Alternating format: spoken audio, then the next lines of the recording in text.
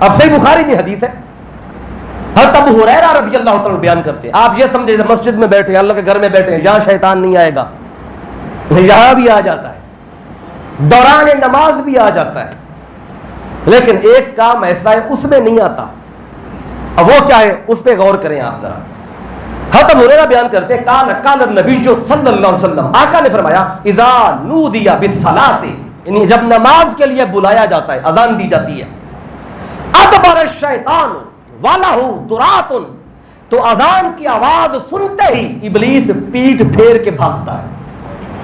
پہلے رہتا ہے قریب ہوتا ہے، اذان کی آواز آتی پیٹھ بھی پھیر لیتا ہے اور بھاگتا ہے، اور اتنا جلدی بھاگتا ہے اس کی ہوا بھی نکل رہی ہوتی ہے، ایک حدیث پاک میں آتا ہے اپنے کانوں میں انگلیاں ڈال لیتا ہے تاکہ اذان کی آواز نہ آئے، جلدی بھاگتا ہے، اور آقا فرماتے ہیں فَإِذَا قُضِيَ أَقْبَلَ، اور جب اذان ختم ہو جاتی ہے یہ پھر واپس آ جاتا ہے،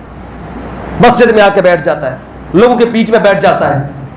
سارے کام اپنے شروع کر دیتا ہے، فَإِذَا صُوِبَ بِهَا أَدْبَرَ، اور جب تکبیر کہی جاتی ہے نماز کے لیے، مکبر کھڑے ہو کے تکبیر کہتا ہے، جو پھر پیٹ پھیر کے بھاگ جاتا ہے، فَإِذَا قُضِيَ أَقْبَلَ، اور جب تکبیر ختم ہوتی ہے یہ پھر آ جاتا ہے، اب نماز کھڑی ہو چکی ہے، امام نے نماز شروع کر دی، تکبیر ختم ہوگی، پھر آ گیا، اور جب دوران نماز آتا ہے آقا فرماتے ہیں حتی یخترا بین الانسان وقلبہ، یہ انسان کے دل میں آ کے وسوسے ڈالنا شروع کر دیتا ہے دوران نماز، یقول، یہ بندے سے کہتا ہے اذکر کذا و کذا، کہتا ہے فلاں کام یاد کر، فلاں کام یاد کر، فلاں یاد کر،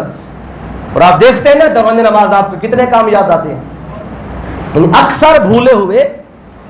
یاد آتے ہیں، کب؟ جب جماعت میں کھڑے ہو جاتے ہیں، یہ کون یاد دلا رہا ہوتا ہے؟ ابلیس، یہ اندر آ جاتا ہے، صفوں میں کھڑا ہو جاتا ہے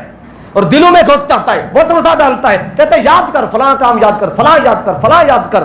حتیٰ تک اتنے کام یاد دلاتا ہے یہ، حتیٰ لا یدری اثلاثا صلی ام اربعا، حتیٰ کہ بندہ نماز پڑھنے والا یہ بھی بھول جاتا ہے کہ میں نے رکعتیں 3 پڑھی ہیں کہ 4 پڑھی ہیں،